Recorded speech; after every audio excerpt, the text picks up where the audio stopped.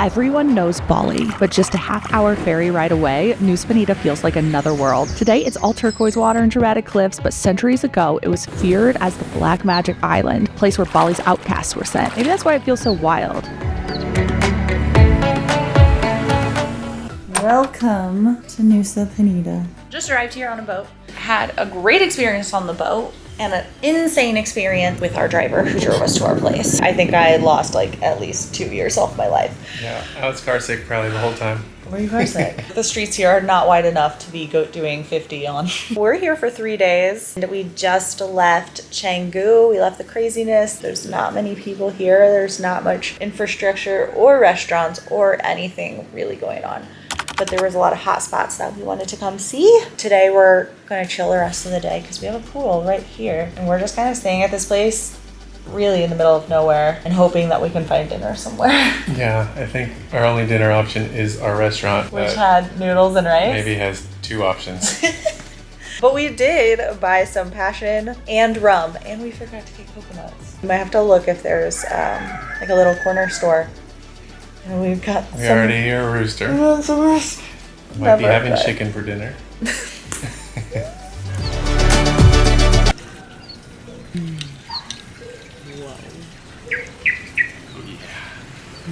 Delish.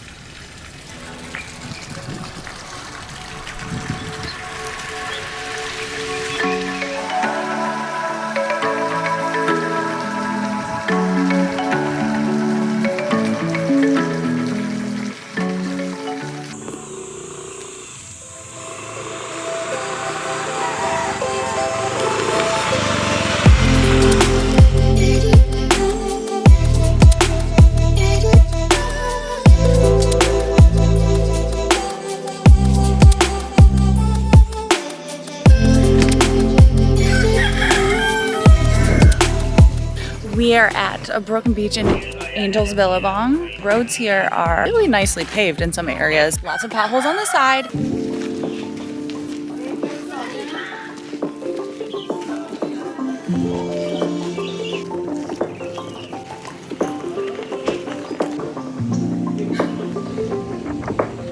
It's all mossy down there and there's closed gates, but you can still walk down. This guy's getting in. Maybe.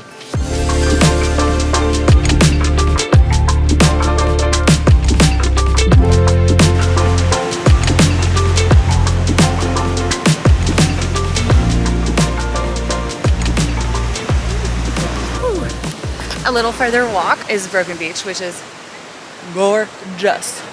But there's no way to get down in it. So I guess the people on the boat trip out there know what they're doing. There's even a little sandy beach and it's so cute. I just want to like jump in, but actually the ledge is very, very sketchy.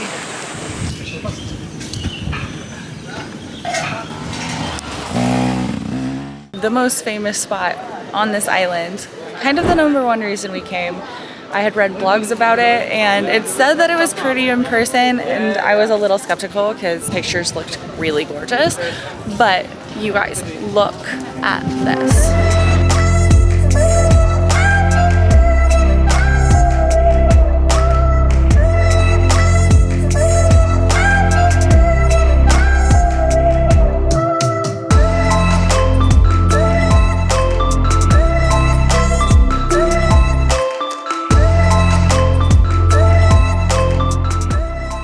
It's so stunning. The water is like indescribable, especially with these polarized sunglasses. Highly recommend getting polarized sunglasses because they make all water look so incredible.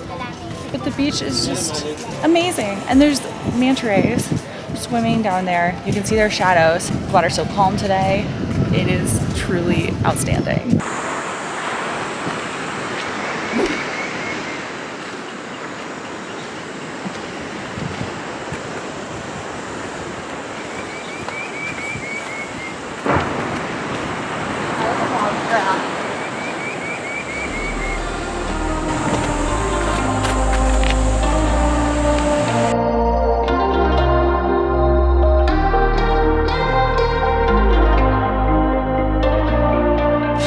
That walk down, hike, climb down is crazy. I am so impressed with everyone who's doing it. I think living in the mountains, I'm pretty decent at this stuff. And it was tough. Took probably an hour, maybe, just drenched in sweat, all dirty. It is like straight down. We jumped in the water. It's surprisingly very cold down here, which is so refreshing. The waves that crash on shore are very intense. Scare me a little bit because they're huge and they crash right on shore, and then the current is like really strong to take you back out. It's been nice to sit down here and enjoy it. There's probably like 30 other people, but there's a lot more up top, so not too many people come down, but there's still a good amount where we're having to pass people on the tiny path to come down. That looking at it and knowing I have to walk back up. Ugh.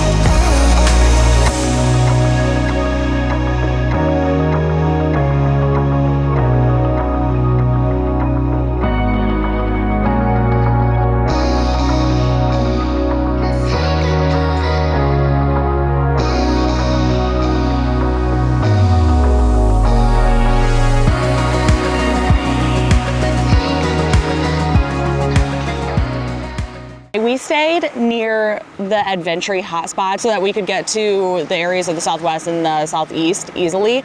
But most people stay on the north side, which has all the trendy places. I just thought kind of this island was rustic. But if you look at the places on the northeast coast, it looks like Bali. It depends what type of vacation you want, and then you can get that here, which is cool.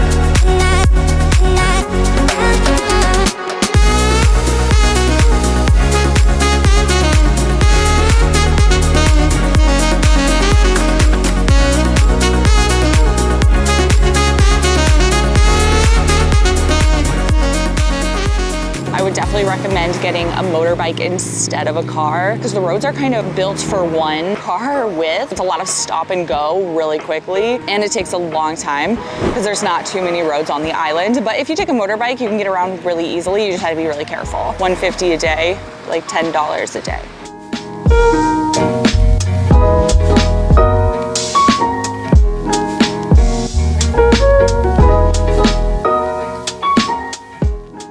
Does not have the infrastructure that tourists require. It looks like they did a lot of work to this place, maybe pre-COVID, and then it kind of went into disrepair.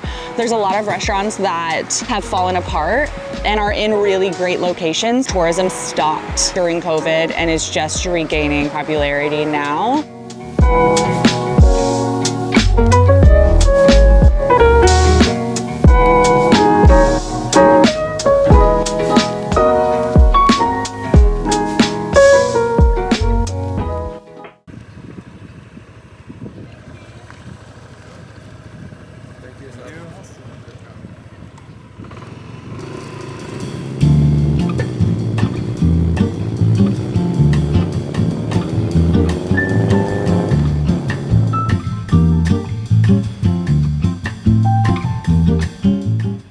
Found the best sunset spot over top of Clang Cang beach. Which is what we went down yesterday, but we wanted to come back to see sunset because we were walking up the treacherous walkway while the sun was setting yesterday. So I wanted more chill time.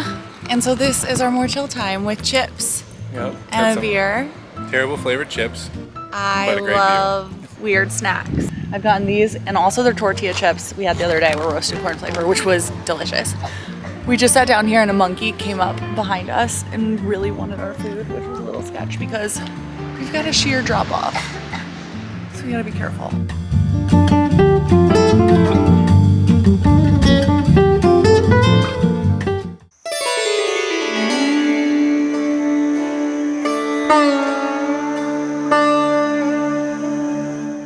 Currently at the harbor, getting ready to go back to Bali to catch a flight, actually. The boats here are all called fast boats, and you can get them at pretty much any time of the day. There's lots of websites that just have all of the boats. You can also come down here and buy a ticket because the boats are like that size. It's a cool island, I think, worth going to. Some of the most magical beaches I've ever seen. Absolutely beautiful. I was actually really sick here on the island, which was unfortunate. I continued with my Bali belly, but it got worse. I ended up actually taking an antibiotic that my travel doctor had prescribed to me before I left. He gave me like 10 pills. And I'm really not into taking antibiotics just because I know how long it takes your body to get back to normal. But it was so bad that I just had to. This is great. People are picking up trash on this beach, which is so necessary here. There's so much trash on this island. Maybe I'll go help. But yeah, we're heading to Flores today and I'm excited about that.